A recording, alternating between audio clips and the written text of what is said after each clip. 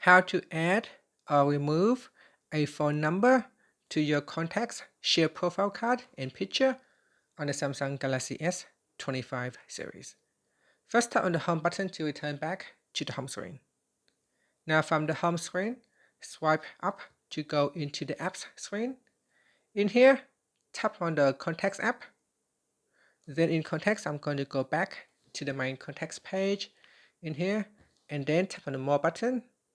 After that, go down and tap on the settings option in the pop-up menu. Now from here, we go down and tap on profile card and picture. Then scroll down and tap on phone number. From here, you can tap on the more button, then tap on remove, and then tap on remove to remove the phone number. Or you can tap on add phone number, and then that will add in your contacts, add in the phone number on the SIM card phone number to your contacts profile card. And that's it. After, you can tap on the home button to return back to the home screen. And that's it. Thank you for watching this video. Please like and subscribe to my channel for more videos.